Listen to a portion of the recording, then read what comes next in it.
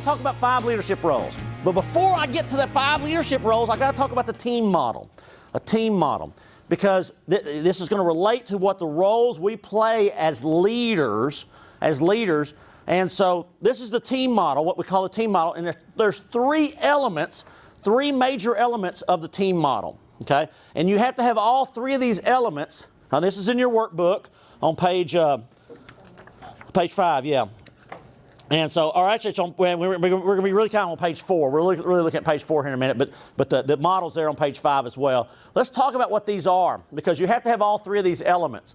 And when these 3 elements come together, especially when those 3 elements get the alignment together, we actually create what we call a high-performance team, and it takes all 3 of these items. Of course, I get invited into organizations all the time. They say, "Kent, will you come do some team building?" I'm like, "No, we don't build teams, we develop teams." And I always say, folks, you'll never have a high-performance team. You'll never have a high-performance team until you have trust. Would you agree with that? That for a team to be successful, you've got to have trust. And to have trust, we've got to build relationships. And to build relationships, it starts with dialogue and communication. And so we've got to have those elements that come into teams. And so this team model here, we have to have these 3 elements that come together, and we call them the charter, design, and relationship. Let's talk about these for a minute. The charter, it's why our team exists. This is your mission statement. This is your customer, right? This is your vision, your values. This is why your team exists. Every team needs to understand what their charter. And when I work with a lot of organizations, they'll say, "Well, Kent, I hired them to work at the sawmill. They know what a lot of times, if we don't have a continuous discussion about why we're put together as a group," and I use the word team, it could be group, it could be division, department, but the group needs to know why they exist. And they have to have that understanding, and we call that our charter. Does that make sense?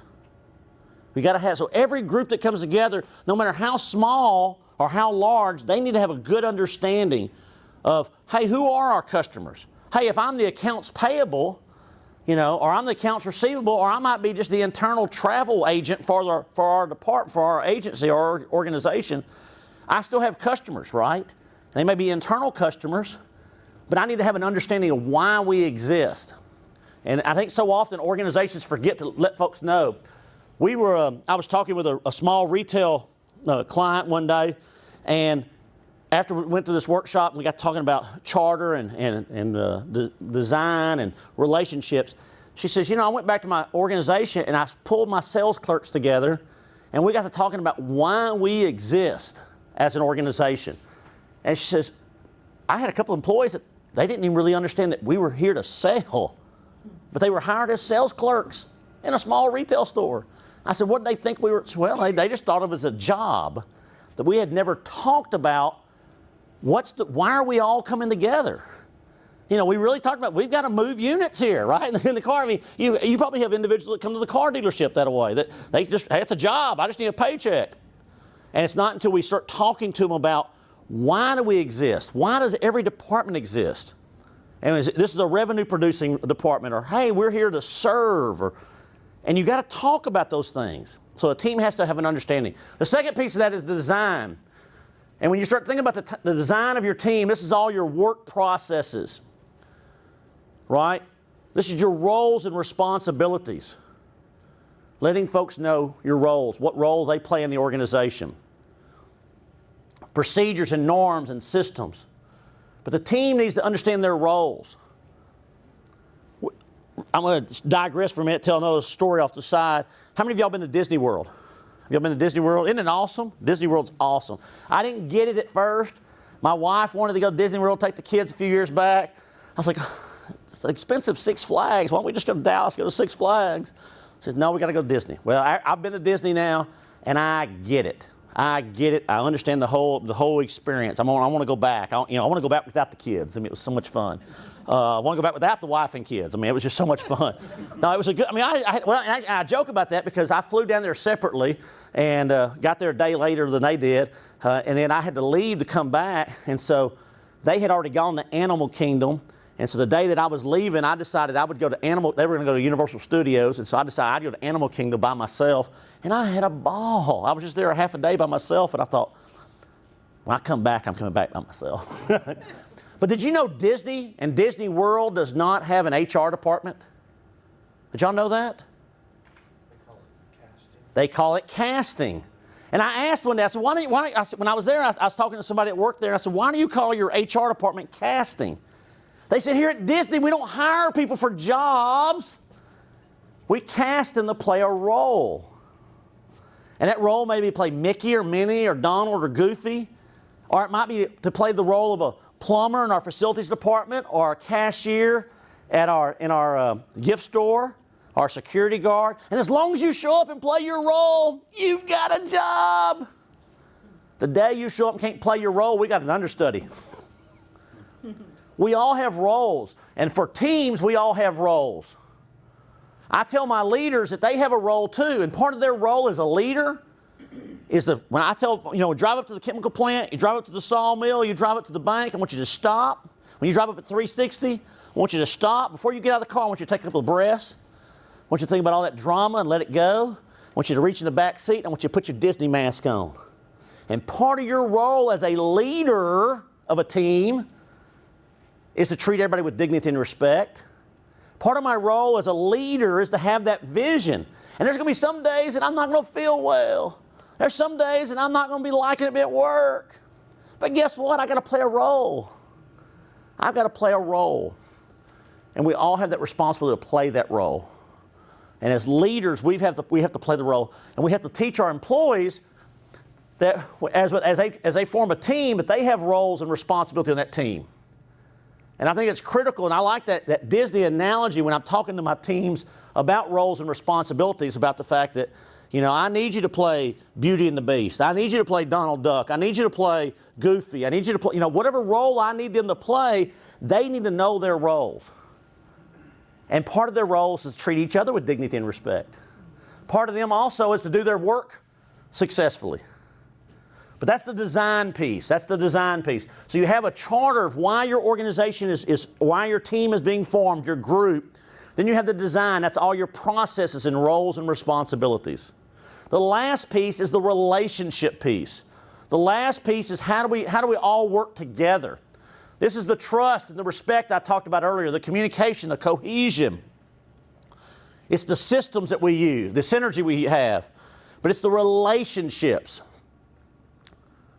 So my teams, if I want to form a high-performance team, and that's my goal overall, the basic bare-bone components of a high-performance team is made up of making sure that my team understands why we're pulled together as a unit, and why we're working together. Why are we here? Right? What's our goals? Who's our customer? The second piece is to make sure that we all understand, right, the design, what we're doing. What is our responsibilities? I had a job, one of my first jobs, I think I told you, was with the state representative at the Texas House of Representatives. And he had, I love this rule, he had the sunset rule. All right, the sunset rule. And the sunset rule said that if a phone call came in from a constituent today, that we needed to try to get an answer, we needed to try to get an answer, our goal was to get an answer back to the constituent before sunset. We may not be able to solve the problem, but I was going to call you back and say, I checked into it, I called the state, I called the Secretary of State, I called the Ag Department, and here's where we're at on our project. But the fact was we had a systems, and I knew what was expected of me. Does that make sense? And we had ways of getting those things done. The last piece there is we want to make sure everybody understands each other and trust, and we have those relationships. Communication is a huge piece of that. Does that make sense? Make sense? Have y'all seen that model before?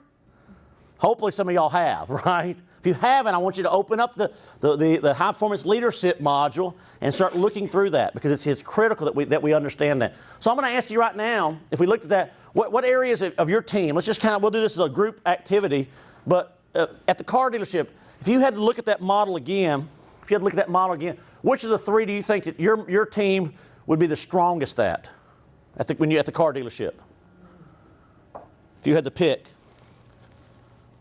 I think the charter. Charter? Yeah, I think there's a real strong understanding of, we need to exceed customers' expectations and always take it to the next step. We make the next customer through this customer's I think that's the thing we understand. All right, that was one of you. All right, at your dealerships too. What out of those three? Not saying that it was bad. What would you say would be the greatest opportunity for us to grow, or an opportunity for that you say this might be the weakest one of the three? Probably, probably the communication area. I think is probably the area that we tend to assume that everybody knows what we're all thinking and everybody knows we're. Okay. So I think that's So the relationship piece. I'm not saying it's bad, but if you had to look at it, boom, and within 3 minutes, what have we just done? We've assessed our team. This is a quick and dirty way to assess a team. If you understand those three components, you say, man, our team is kind of functioning okay, revenues are okay, but I don't know what's going on. Just sometimes even just doing what I call a good old-fashioned gut check, and that's exactly what we just did. I said, what's working well for you? And you said this, and then I said, what's not working out of these three? And you just kind of picked relationships.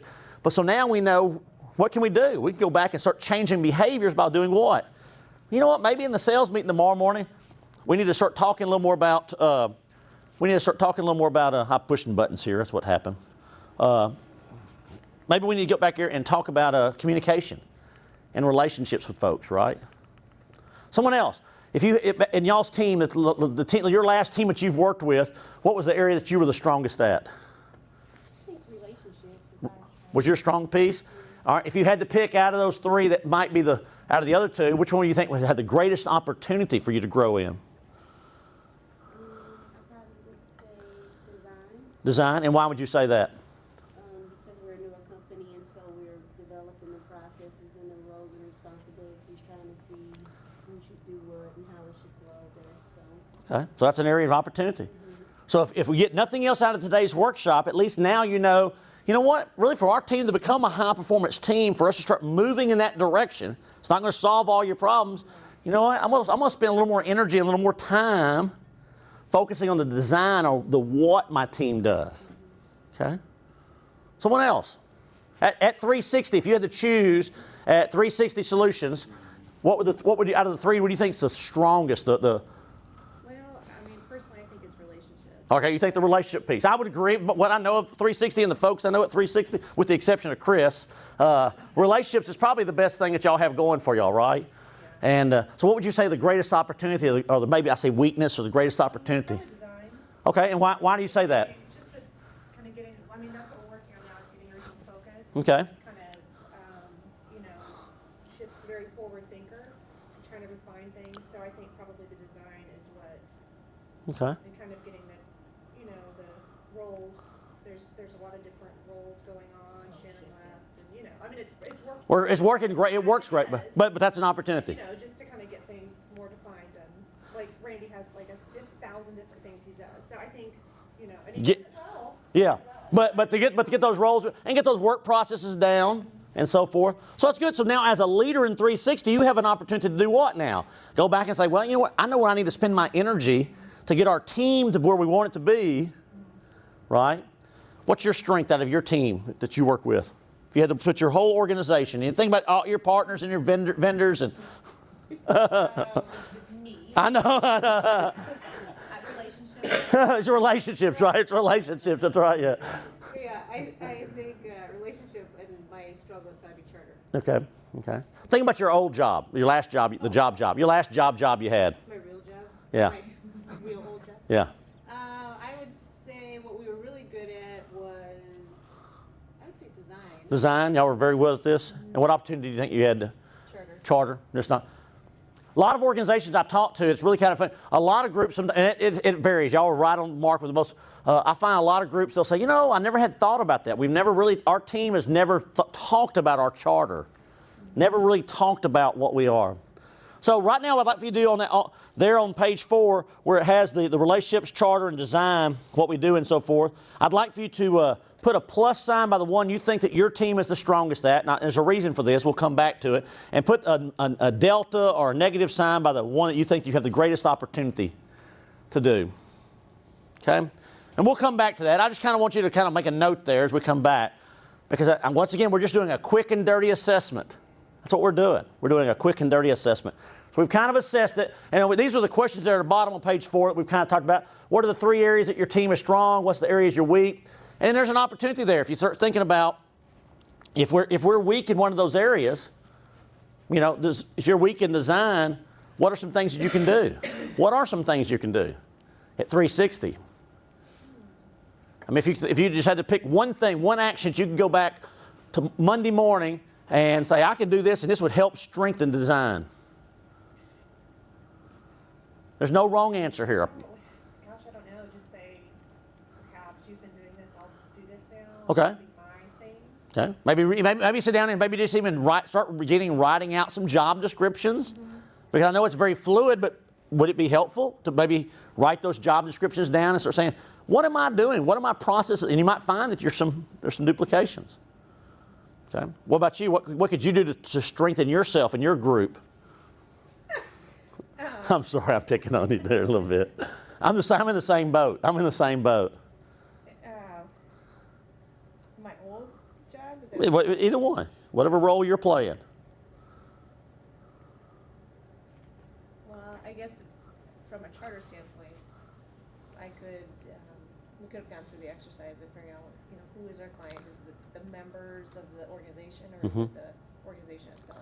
And I think that's critical. I work with a lot of chambers of commerce, and charters, one of the things we talk about, because we get wrapped up, and I think sometimes we forget, and I think a lot of associations and so forth get wrapped up in that too, and they forget, who is the customer? Are we here to serve our members and our association, or are we here to generate revenue so we all have jobs? Right. You know, we kind of get lost in those. You said that you talked about the team over here, and you said that the design was your biggest challenge. What's one thing you could do on Monday when you went back to change your design or improve your design? Maybe roles and responsibilities. The days came on more, so we do have to really start to talk about the roles and responsibilities and really clarifying. And especially if we start doing the assessment piece, right? And you start saying, well, we're going to put this under one name, and who's going to be doing the assessments? I mean, we're all going to be start really defining those roles. And that would help. By doing that, that would strengthen that piece of the team, right? So you see how all 3 have to come together? All 3 have to come together. And as you put all 3 together, okay, you'll hear this comment used throughout. It's called leadership from the balcony. All right, leadership from the balcony. Have y'all heard that before? Okay, leadership from the balcony. Now, when I say leadership from the balcony, it's not a physical. I'm not physically getting up on the balcony, right? It's more of a mindset. Because a lot of times we're small organizations, we're in small businesses, right? We're down in the trenches quite a bit. But we've got to constantly be thinking about our business. Michael Gerber, in his book, The Entrepreneur Myth, the E-Myth, which is another book to read out there. It's a great book. He talks about 2 physical offices. He says, I have my office in the front of the business where I do what? I work in my business. I sell. I'm in my business. Then he has that nice office in the back, right? And his back office is, you know, mahogany, deer head on the wall, right? It's very fancy, wet bar. And that's where he works on his business, right? And that's leadership from the balcony. Now, that was a 2 physical. That's actually a physical. But leadership from the balcony is a mindset. As leaders, as entrepreneurs, we've got to constantly, we may be delivering a workshop, we may be doing the content, we're actually out selling, but we need to be constantly trying to work on our business. And that's what leadership from the balcony is. And Mike, it was Demings that said, I think he said, same thing that Michael Gerber says, is leaders should always work on systems, not in systems. Now, we know we have to be inside the system. We know we have to be in the organization. But as a leader, when you put your leadership cap on, you should constantly be working on your business. Sharpening that axe, sharpening that saw. So you've got to make sure you're doing it. So I'm going to ask you, what does this mean? What does this mean? What does this mean to you when you're thinking about that quote? I'm definitely with you, and even in our business and working with other businesses, I think it's a trust issue. Like leaders and stuff, they want to work in the business because they want to control a lot of what's going on inside. And it's like, no, you have to work on your business, create the processes, so you can trust other people to do that. And when you don't have those processes in place and those things in place, it's very difficult to delegate what you need to delegate. Yeah. You know, and continue to work on your business. And work on your business. Yes, sir. So, you know, I worked for Walmart for 26 years, and one of the biggest frustrations on frontline supervisors, whether they were hourly or new assistant managers, is that they spent too much time doing the work of the individual. Yeah. And they would never spend any time planning so that they could improve this whole team concept. Right. And that was a big thing to get through their mind, that they had to change that mindset. They're not part of, they can't work in the team all the time. They have to work outside the team, that overview look, in order to be able to build that team. Well, good news. It's bad news, but it's good news. Good news and bad news, but good news is it's not just Walmart. There's there's thousands of organizations out there where managers and leaders throughout the organization are in this. They're focused so much on working in their business, they forget to work on their business and the planning and the sharpening the saws. And so they're out there with a dull axe or a dull saw trying to cut down the trees, and it's taking twice the long. I had a client, a friend of mine, ran a print shop, and I call it mastermind group or whatever. He and I tried to get together on Thursdays, and I'd call him about 3:30, and I said, hey, I'll meet you down at the coffee shop, and we'd go down to the coffee shop, and we actually tried to work on our business. It was more like, well, here's what I got coming up, and I wanted to bounce, because I'm by myself, and I just want that. I miss that.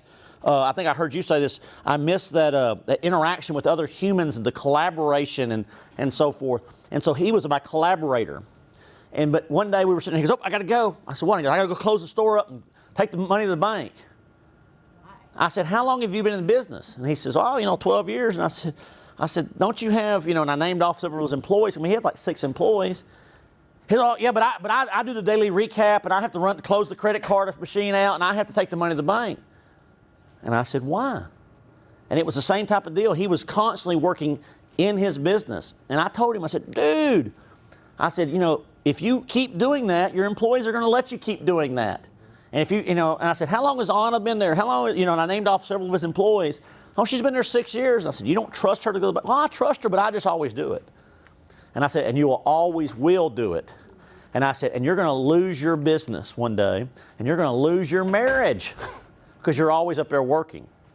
I hate to say it. I stand here today. He's divorced.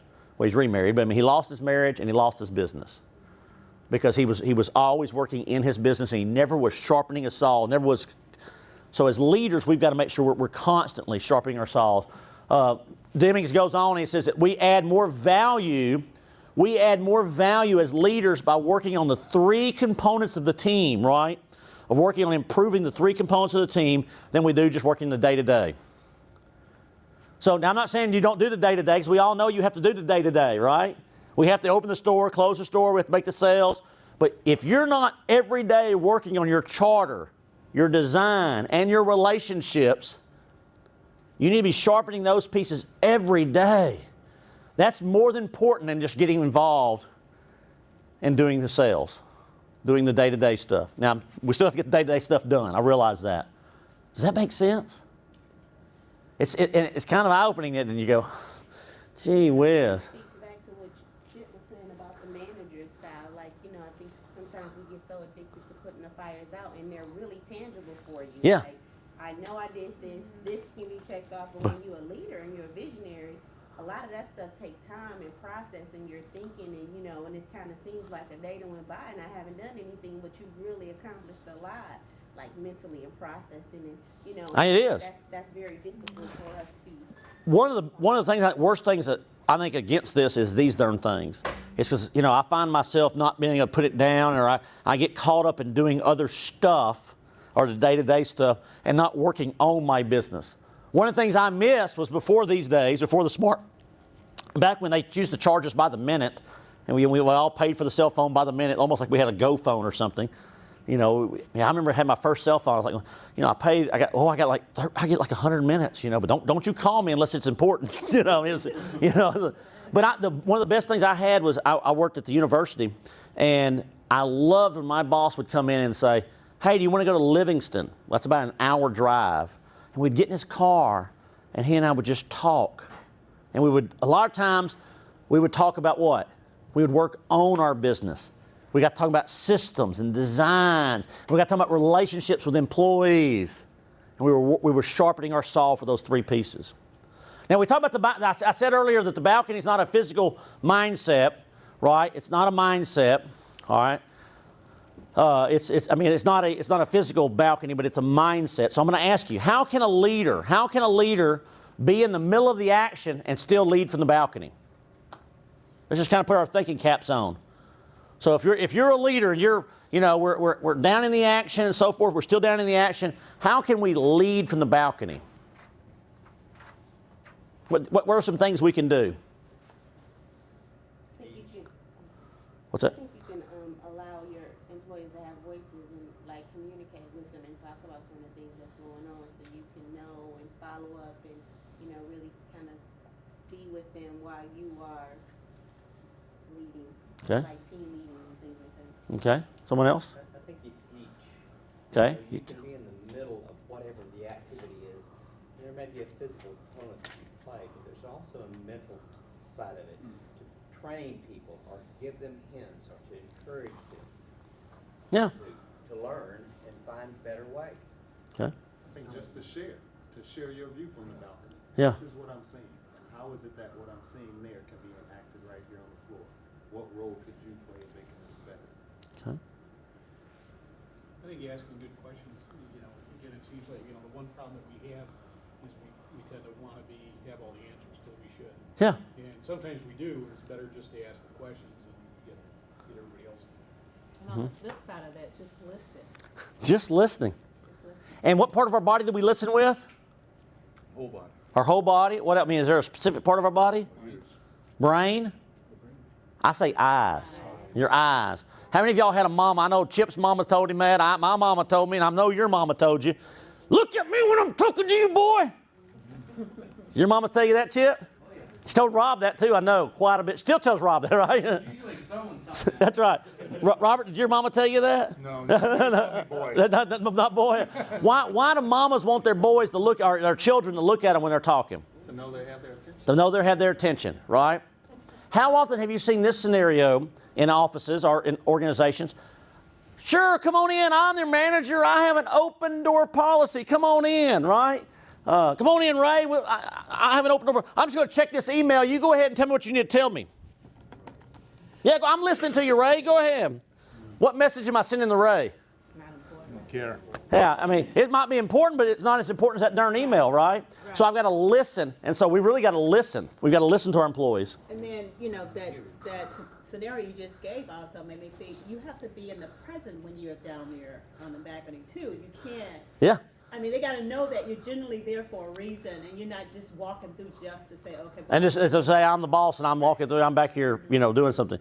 Right. Be present in the moment. In the moment. Gary Lee Ashcraft, a dear friend of mine who's the United Way director in Nacogdoches County, that's his goal for 2016. He says, Kent, I get wrapped up kind of thinking, and I get wrapped up on the next project, my next meeting. He says, and so often I miss something special or a conversation, or I miss really hearing about your hurt or your pain or your success because I'm not present in the moment.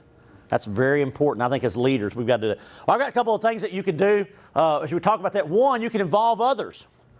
Involve others in solving the problem versus you just solving it. It's so easy as a manager, as a leader, for us to go in and solve the problem. But if we want to lead from the balcony, maybe I need to bring the whole team in and say, guys, why do these shipments get screwed up every time? This is like the third time this month. So what's going on? Instead of you trying to solve it, let's go to the front line and involve them. What's the benefit of involving your people in solving the solution, solving the problem? They own it. They own it. Now you can guide them, right? But they solve it. They solve the problem. Get some surprising things that you never think of. Yeah. I tell you what, you're talking about Walmart. I shop at a Kroger grocery store, and I love, and it's really funny. I even told the guy one day, and they've got a real good policy. Customers, they're trying to create raving fan experience. I get it, and we're in the queue to go through the line. If it starts backing up, the manager comes out from behind the counter, and he's going to go over and open a cash register up, right? And I'm like, manager, sometimes you just need to stay out of it, because the manager always screws up the line. He's like, sir, come over here. And I'm like, I'm fine. I'll stay right here in Sally's line. No, come on over here. And I go over there, and Sally has already checked out 8 other people before the darn manager got me out, And so it's important a lot of times when you just talk to your people, hey, what do we need to do? How do we fix this? And a lot of times, and I'm picking on you because you were a Walmart manager, they're like, manager, why don't you just stay in your office and work on the system? No, I'm joking with you. No, because my job was always to make sure that it was not to do the job. Right. My job was to make sure I had people there to do the job. That's right. And pull people in as you saw it start stacking up. Exactly. Another one that you can do is take more time. I think we do this a lot of times. We spend a lot of time going out there and fixing the problem. Uh-oh, that shipment is screwed up. Let's go out there and fix that shipment. And you realize, hey, this is the third time this is screwed up this time. You know, instead of stopping and saying, why is this screwed up? Well, we got a new shipper. We got a new printer. We've got, a new packaging. And start looking at what's causing it.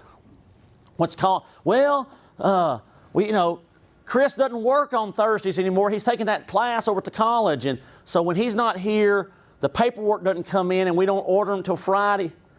Oh, okay, so maybe we need to change our systems up. Does that make sense? So you're leading from the balcony by going, what's causing this problem? I mean, we're still got to fix the problem, but what's causing it? How do we prevent this problem from ever happening again? Right? Here's the big one, and I think this is where I was leading a while ago. As a manager, as a leader, be aware that you have of your impact on an organization. I worked with a construction company, and the CEO, he's the one who hired me, and he was a dear friend of mine. And when I got there, I was known as, the CEO's boy. That's Chuck's boy. He's here to spy for Chuck. And that was not my role at all. But after several months of working with this team, they started accepting me. But I made an observation.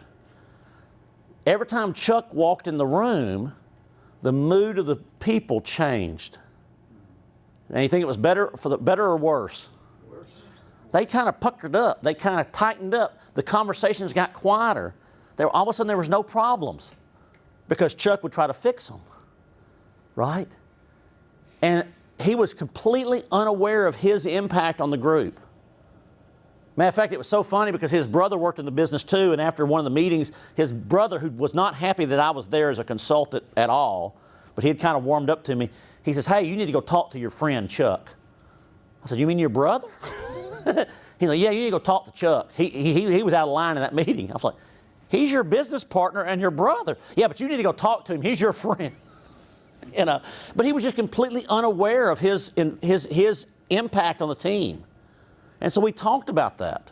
We talked about his impact and said, wow, and that's leading from the balcony. So maybe sometimes you don't, even when there's a crisis, you make your appearance, but let your team run it and get out of their way. Oh, when you get in there, you make everybody nervous. They're afraid. If they screw up, they're willing to take the discipline, right? So I'm going to ask you a question here. So now we've talked about leading from the balcony. As a leader, there in the middle of page 5, when you think about being a leader, put your leader cap on. What's your product? What are you producing as a leader? What's the product as a leader that you're producing? Effective teams. Effective teams, I like that. You're real close to the words I want to use, but effective teams is a good answer, a valid answer. High performance, I say it's the quality of your team. Leaders, you add more value, as we said earlier, you add more value by working on the 3 components, right? You need to be working on the quality of your team, of your work unit. And to do that, you need to be working on the charter. And that means even if charter is strong, you need to be out there working on the charter, making sure everybody, even the new hires, make sure that even the person who's been here 30 years, they understand the revised charter of what we're doing and why we exist. 360 Solutions has evolved as an organization. It's real easy for Chip to forget that, hey, I haven't talked to Chris about the charter in a long time. So Chip's responsibility is to make sure every employee understands that he needs to be working on that all the time. Chip needs to be working on the design all the time. He needs to be working on relationships. And as a manager for 360, you need to be doing the same thing. Making sure you and your team understand the charter. And if you don't understand something, what should you do? Ask. And you need to be working on those relationships and those designs. Same at the car dealership. You need to, as a leader, you add the most value when you are working on your whole team and the quality of your team. And it's what we call it, moving the middle. You're working on the quality of your team, trying to cull that dead weight and move your people forward. Because if you're not moving, if you're not growing, you're what? You're dying. You've got to do that. So I'm going to ask you right now, real quickly, for time's sake, there on the bottom of page 5. We can just do this as a group. Since we're a small group, we'll do that. Think about your organization. Think about the organization you were working with. What would be an ideal state? What would be an ideal state for your organization? What would be the ideal team? And I'm not looking for anything specific here. Just tell me what an ideal hospital team would look like. If you were going in as a manager of a rural hospital, what would be an ideal team? What would it look like? Just an ideal team. I mean, they've got to have the skills for the position. Okay. If you start talking from the CEO point and that immediate, what I call associate administrators in my organization, I look for people that were compatible, that there was an attitude of pride, dignity, they enjoyed what they did, their jobs, and they had a servant's heart, servant's mindset about what they're doing. Because in that world who I really supervised, they supervised everything else, and you had to carry that mindset of being a servant. Okay, good. So as you look at that ideal state, you can then start saying, how does that apply to make sure that they understand the charter of why we're here as a community hospital? What processes do we need to put in place to start making those physical things happen? Adam Carroll used to work for 360, and Adam had us go through an exercise one time. He had brought in a room of consultants, and we were all starting our consulting business. I think we were I think they called it Success Week or something or another. And he almost did this. I swear. And of course, do you want the facts? Or you want a good story? I always say, why let facts screw up a good story? So I'm going to change the story just a little bit. He turned off the lights and he had black lights and some incense and kumbaya music. But he had us visualize our consulting business. He had us close our eyes. I mean, he did have us close our eyes, and I think he played some funky Indian music or something, something, very Zen-like, but he had us think. He says, I want you to close your eyes. What does your business look like? What does it sound like? What type of conversations are you hearing on the telephone? Right? I mean, I know it sounds very kumbaya, doesn't it? It really does. But he had us think, he says, what's the carpet look like? Visualize the carpet. What does it smell like? Right? And he had us go through all that process, and I know it sounds cheesy, but his idea was, what does an ideal organization look like? What type of conversations were the employees having with one another? What type of conversations were they having with customers? How were they dressed? Right? And he says, okay, great, now open your eyes. How do we make that happen? How do we make that happen? And how do we work on those three components as a team to create a high-performance team to make that happen? How do I make sure I have processes in place? If I don't want the phone ringing in the ER constantly, can I relocate the phone? Can I silence the phone? Can I do something else? I was working in one hospital, and the receptionist area, the way they had their hospital set up, the main entrance and the ER entrance, it was a small hospital, that were on the same hallway, and so the receptionist was kind of like in the middle. And so when you had to check into the emergency room, if you didn't come in through the emergency ambulance, you had to walk by, and there she was, the poor little receptionist, and the phones are ringing, and she was the switchboard operator. I mean, it was just crazy. And one of the things we did was like, get that phone out of that, man. That was just creating chaos. And we were working on our system. Does that make sense? Do you see? Are you thinking about things? So what are some ideal visions for your business? Ray, in your business, what would be an ideal state for your team and your business? I think the ideal state would be have a bunch of high-performance individuals who are focused on what it is we're trying to do in terms of providing service to our customers, and that they have great relationships. And I don't mean they're buddy-buddy, beer drinking friends. I mean they care about what we're doing. They're all smart, and they know how to communicate with one another, and they're very direct when they're talking to one another. They don't waste a lot of time, and they challenge one another, but they're also willing to help them. All right, so if that's your vision, what are some things you can do to make that happen?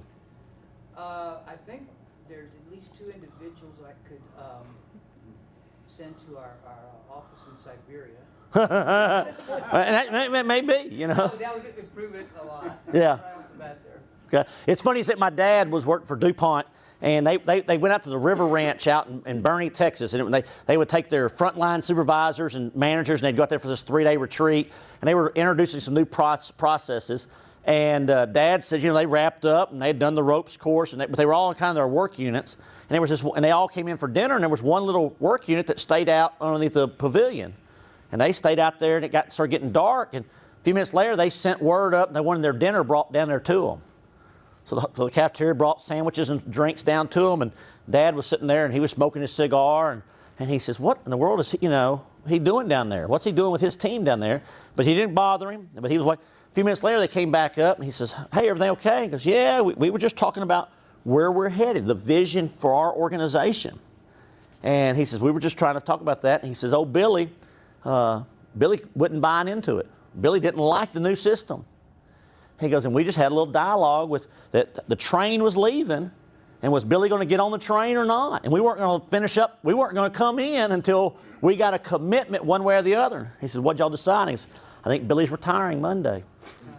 It was that serious. He says, Billy was a great employee, but his job his physical job had ended. Had changed. The technology was there, and Billy was just trying to ride out 5 more years. And he's like, well, I ain't changing. The manager's like, well, the organization's changing. We'd love to take you with us. You've been with us 30 years. We don't want to lose you. But the train's moving. And you either get to decide what you want to do, or we're going to decide for you. And Billy retired. So it's culling some of those. Understanding, but I think it's critical as leaders that we understand our ideal state. Other comments? Questions? Okay. All right, I tell you all that because what I want to talk to you a little bit about here is the fact that we're going to start talking about the roles you have to play as leaders, the 5 roles. Once again, I think just to recap, leaders need to make sure that everybody knows where they're headed. They have to understand where they're headed. That's the charter. Leaders may make sure they know how to get there, how to organize themselves. And the last piece there is leaders need to ensure that the team knows how to work together. Right? So I'll look at those again. That we know where we're going. That's the charter. We know how to organize ourselves. That's the design piece. And the last piece there is our team knows how to work together. Okay? And once again, I've said this over and over, and Chip said it earlier. The greatest value we can add is to focus more on our team than on the work. As a leader, as a manager, as the leader, my job, yes, I still have to do day-to-day stuff, but I really need to make sure my people are trained. I need to make sure they have all the skills they need, the tools I'm here to serve my team, making sure they have everything they need to be successful so they can do their job. Let me run the interference for them, right? And this is going back to, I think it's, we talk about time, that's time management, it's a whole other workshop. What I found with leaders a lot of times is leaders, a lot of times we get wrapped up in doing those, checking that boxes, doing the technical work, solving problems, putting out fires, than doing, than really working on our business. We all like to wear that fire hat, don't we? You probably did it as an owner as well. If there was a problem, what'd you do? You put your fire hat on. Woo, woo, woo, woo, woo. I'm here. Let me put the fire out. I do it in my office. Right? When I have my part-time help come in and they say, Kent, Microsoft Word's crashing over here. And I'm like, woo, woo, woo, move out of the way. 45 minutes later, I get it working again and did all the software updates. And I look up and I'm like, me man, look what me do. Me fix computer. Right? Then I look up and I go, well, I didn't make those sales calls today. Maybe I'll make those sales calls tomorrow. Right? And all of a sudden my pipeline starts drying up because I was too busy putting out fires, working on my business. And it's not the fact that we're too busy. All the time we're just too busy working on the wrong things. Okay. All right, let's talk about the 5 leadership roles real quick. Turn with me real quick to page 7. All right, page 7. And I've given, and you can see on page 6 there, you have an opportunity there. And for time's sake, we're not going to do it in the class. But that's a kind of a self-assessment there that you can go back and say, what am I doing? So you can add value to from the balcony. Okay? You can kind of go in there and take that little self-evaluation there and rate yourself to find out if you're really leading from the balcony or you're leading too much. So for time's sake, we're not going to do that in the class. Are you okay with that? Okay, fantastic. Well, I want to talk about the 5 leadership roles, and that's why I bring back up the team model, and that's why I started with the team model, because to be successful as the 5 leaders are the 5 hats. And I'm going to go ahead and tell you right now, as a leader, we wear all 5 of these hats. We play these roles. Disney has given us a mask to wear these masks. And you're going to be wearing those hats. Throughout the day, you may wear different hats. Okay? You may wear different hats. But there's 5 roles, and 2 of them don't really support the team model, but 3 of them do. The first one is a manager. We all have to be a manager, right? We all have to be a manager. Now, being a manager is not bad, is it? There's time to be a manager. Let's kind of put our hats on for a minute. What do managers do? We think about managers. What do managers do? What do you do as a manager? Physically, what do you do? You know, as a manager, you manage what's going on from minute to minute. Minute to minute. Tell me some things you did. Did you do timesheets? Oh, well, Schedules? Compliance? was a big part of it. Yeah. You know, schedulers, make sure the schedules are finalized for the week out. Coaching employees. Coaching, hiring, following up on the front end to make sure that it was running smoothly. Okay. What else? As a manager at the hospital, what did you do? Just put a manager hat on. Just tell me some tasks you did. Complaints? Yeah, you complain, you address the employees following procedure manuals, you know, all those policies and stuff. You find yourself walking the halls a lot just for visibility. Yeah. There's a quality assurance that's like there. I call that the prison walk. Where you kind of walk like you're walking to the prison, you know, just kind of make sure everybody knows I'm here, I'm the guard, right? Yeah. Well, it's it's that thing you think you're holding people accountable for what they do. It's Yeah. really, All they're doing is going, he's coming around the corner. He's going up the x-ray. All right. it's kind of a rolling acknowledgement throughout the building. That's right. That's right. Yeah, he's not at the golf course, right? All right. Yeah, other managers. Yeah. Really? Yeah, other managers. Right. All right. So managers, you have to be a manager. But you know, the manager really is doing a bunch of tasks, but the manager's not really contributing to the value of the team, are they? They're getting work done, but they're not really contributing to the value of the team. Okay? You have a technician. You have to be a good technician. You need to understand your role. I was hired at a construction company one time to come in, and I was doing some training, and they said, all right, Kent, we're going to make you our quality assurance manager. And I said, I know nothing about concrete. They said, not a problem. They took the Southwest attitude. We can hire for attitude, train for skill. We can train you. So I had to be a good, successful leader in that organization. What did I need to do? I need to become a technician on concrete. That means I need to go out and get my hands dirty. I need to understand concrete a little bit. And so I went out on some concrete pours, and I went out and I took seminars, but I also made sure the guys in the field saw me, and there wasn't a whole lot I could do, but I did a lot of grunt work just so the guys would respect me. But I also had to have an understanding of, why is this concrete too wet? Why is this slump too, why is it too dry?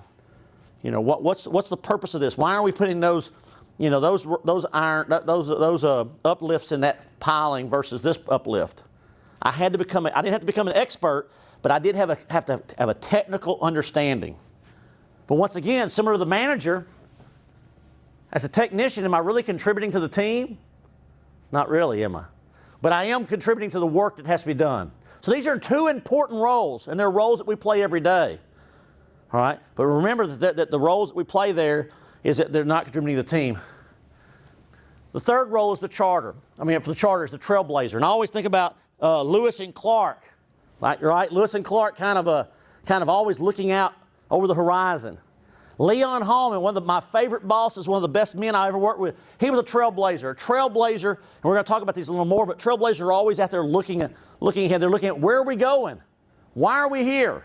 What's the mission of right? So we talked about that. But look, see how the trailblazer contributes to the team model. Design, what do architects do? They build. And so we play a role as an architect. We play a role as an architect, and we have to build. And the last one is a coach, build those relationships. And I'll talk about these in a little more detail about what they do. And I talk about that. As a technician, you always have people seek you out. You have that high technical expertise. You're analyzing data and tools.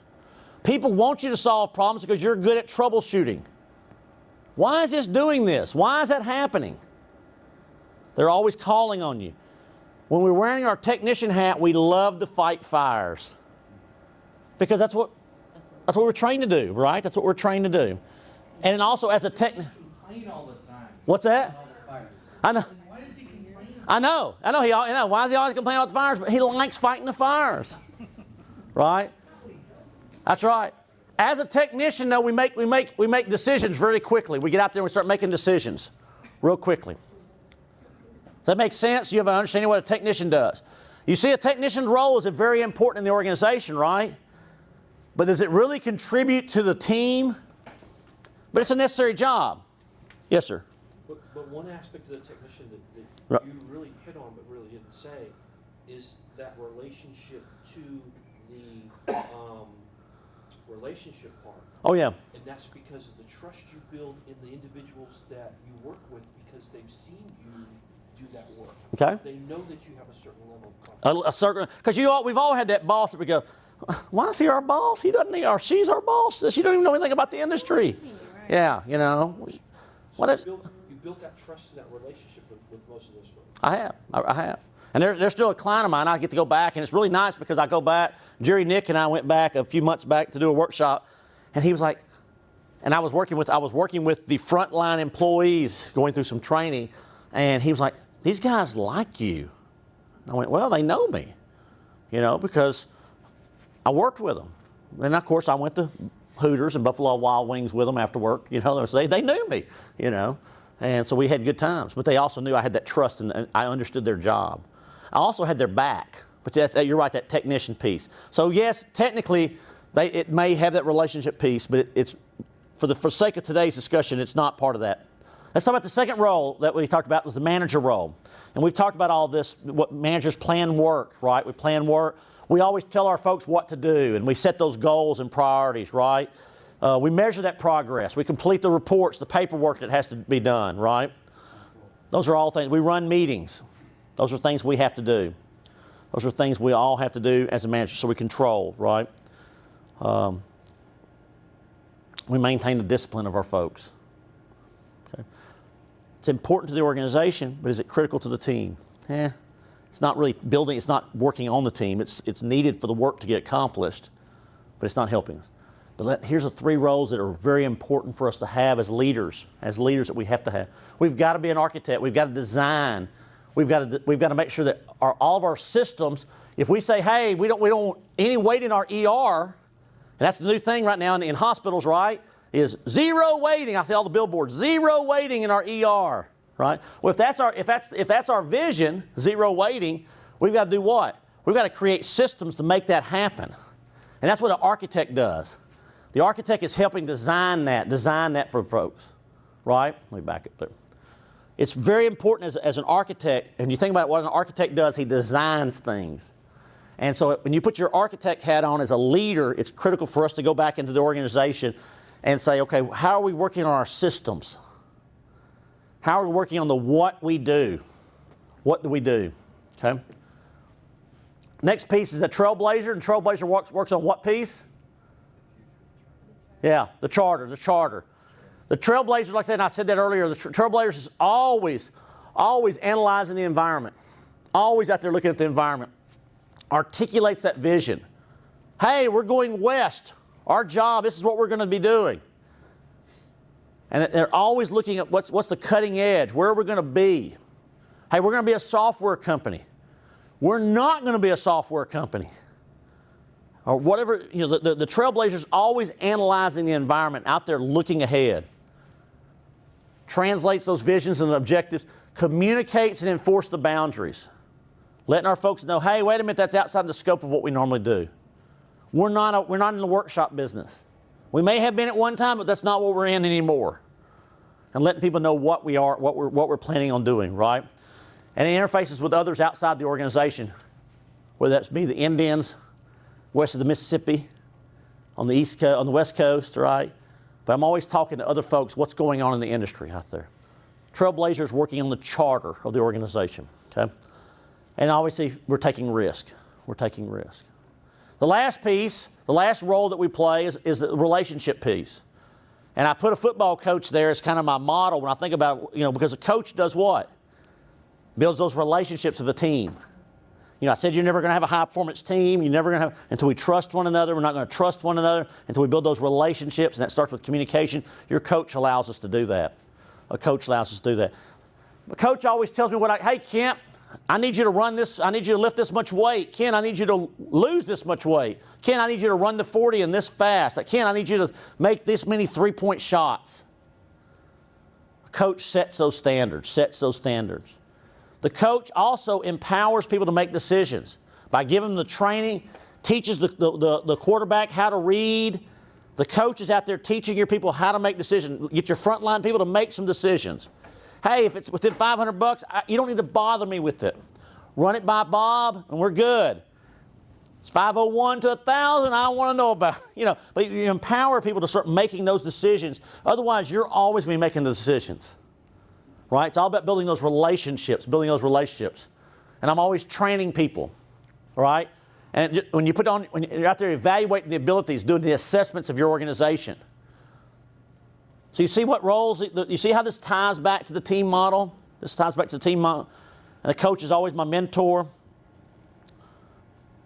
So in the next module, and today we're not going to do that module, but in the next module we would do what? Start assessing ourselves. So my question to you now is, if you had to look at yourself, looking at that model there on page 7, if you had to look at those those 5 areas, which one do you think you're the strongest at? And which one do you think you're the weakest at, or the greatest opportunity? What would you think your strongest area is? I think that I am equally strong in all 3. Okay, well, but if you had to pick one, of the 5 leadership, of all 5 of them, of the 5 leadership roles, which one do you think you're the strongest at? Because I'm not good as a manager at all. So I would be the. If you had to pick one, Choose one. you had to pick one. Which one? You think you're a trail, and why do you think you're great at being a trailblazer? Because I always see us further than where we are today, and I'm always thinking ahead, always. Okay. Where do you think your largest strength is? Your greatest strength? Yeah. The trailblazer. Think trailblazer? The world where I, in the career, trailblazer. Okay. The environment was always changing. You were having to figure out, what do I do today that's going to be relevant tomorrow? Okay. In terms of services we provided and how we connected with the community, how we created services with other agencies and that sort of thing. You had to figure it out, because the time I'm talking about was the time that we were seeing the transition from less inpatient to more outpatient services. Okay. And so you didn't want to build beds, you wanted to build services.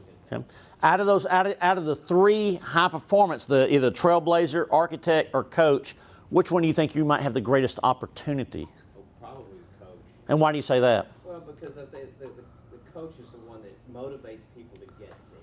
Okay. And it's the most difficult thing, or it was in my world, because you're dealing with some very well-educated, highly educated professionals, and they want to be able to be in those roles with, the trailblazer, or the coach, or the architect role, when in reality you needed the technician, and you needed those skills, because Right. that's where the work got done. Okay. Great. And in the car dealership, which one was your greatest strength, you think? Coach. Coach, okay. And what do you think your greatest opportunity of trailblazer? Yes, so it'd be I would say probably on the architects. architects. And why do you say that? I kind of knew where I wanted to go. I don't know if I did a good job kind of communicating that and giving them enough direction. Having the systems in place and making sure the systems align with your vision. You had the vision, but you just didn't align your systems with it, right? Okay. All right. Now my question, I'm going to go back to you. I had earlier today. I had you go back on the team model. I had you put a plus, minus, or delta. All right. Does your plus? Do they line up? Do you see how the roles directly relate to that piece? And my point of that is if you said charter was our weakest, it makes sense. It might be the fact that, gee whiz, how do I fix that? And you find out, well, gee whiz, I'm not a very good trailblazer. Maybe I need to work on becoming a better trailblazer. And then the module that follows this, we do what? In the module that follows this in the high performance model is we actually take an assessment, and we find out, we take a little quick assessment to find out where are we at as a self-assessment on trailblazing, architect. Are we self-managing? Are we coaching in relationships? And so that's where we want to be. Does that make sense? Okay. Yes, ma'am. I just think he said something so powerful when he said that the technician and the manager is what a leader needs though to get the job and Oh, yeah. the business done. It was a guy, his name is Tim Tom. You know, he built this $1 million business. Take one and he pass was it like down. a visionary, but he had to hire his daughter because he only did the three. Like he only was the coach and he only did the architect and Yeah. he only did the trailblazing. And his business started to mess. You need all 5 of them. You need all 5 of them. You really do. He had to bring his daughter in to really bring, Mhm. and that took that business from like a fledgling business to like a really a business that grew really swiftly. I feel like that though. Like I feel like I have these 3 components, but like me as a manager, and I'm a technician, but me as a manager, like I just really like those small tasks. I think I ADD. Like I just get so. You know, that's not my strong point. What are we doing? Right. If you take one, pass it down. All right. Well, on the yellow sheet, I'd like for you to do real quickly. I call this my light bulb moment. This is a light bulb moment. I don't have the ball with me today. I hope it's in the car or someone stole it. It wasn't in my backpack. It wasn't in my backpack a while ago. I think it's in the car. I think I was playing with it yesterday and I took it to the car. All we all wanted to steal. That's exactly right. Oh, I tell you, you know what's funny about that? You know, I tossed that ball around, and I was doing that with a hospital group one time, and I was doing it as an icebreaker. I was tossing the ball around, and I'd say, "Tell us your name and something," and they said, so everybody got the ball, and this one guy came in, hit him in the chest. He goes, "My name is Dr. John Smith, and I work in infectious diseases, and I'm not touching that nasty ball." All right, on the yellow sheet of paper, your light bulb moment. Tell me something you learned, relearned, or an aha from this little session here. Did you learn something new? Did you relearn something? Did you have an aha moment? Then right below that, give me one specific action you can take to improve your performance as a leader with today's learning or relearning or aha.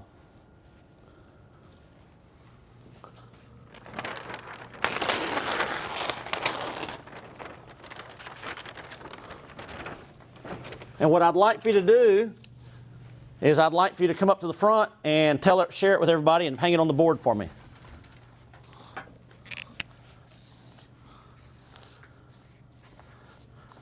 As if this was a tree. Those are leaves. So Robert, come on up front and tell us a little bit about, what'd you learn, Robert? I learned about the product of a leader is the quality of your team. And the one area that I work on the most is architect. Okay, just hang it on the tree there for me, buddy. Yes, ma'am. Well, I learned that the areas that I thought were my strengths and weaknesses of my team are my opposite of my leadership goals. Okay. So I just said I need to create a stronger vision for where I'm going. Okay, great. Hanging as a leaf. Thank you. Anybody? Yep. Role integration and understanding are critical to our success, and I said coaching and just to be more patient with people. Okay, thank you. Especially in this multi-generational world. Okay. And that's not going to change. Yes, sir. Well, I learned the 5 leadership roles, and I will become an architect. Okay, you're going to start working on being an architect. Fantastic. That's fine. That's fine. I got it. Yes, sir. What'd you learn? So I relearned about the team model. Okay. Because that was something that we focused on within working at Walmart. And then learned that relationship to the 5 roles. And then I need to work on my trailblazer to improve the vision of my business. Thank you. Yes, sir. Reaffirming or relearning the reading, importance of staying up on reading, and then the architect area of work. Okay. I guess it was relearned and reaffirmed that the high-performance leaders emphasize architect, trailblazers, and coach. Okay. Yes, sir, Randy. I relearned that I need to step back and take the balcony view more often because I get tunnel vision as a technician and an architect. Okay. Maybe coaching is my weak point, I think. Okay. Yes, sir. I learned the formalization of the 3 team model components. I'd done it. Right. Didn't realize that I was doing it in that manner. And then working on the external relationship part of the team model, I had our internal relationships were really good, but who our customers were, that's where we struggled in the relationship part. So. Okay. Yes, ma'am. Yes, sir. I learned reintroduced to the 5 leadership roles. More importantly, my impact on the team model. Okay. And the area that I need to work on is being a trailblazer. Okay. The other 4, I was all in, but I need to work at making connections outside, as well as encouraging risk-taking and innovation. Okay. Yes, sir. I learned that the leadership role was a little more in-depth. I always broke it down into 2 areas, manager and coach. And it's just those other 2 that you gotta kind of filter in and be a more rounded manager.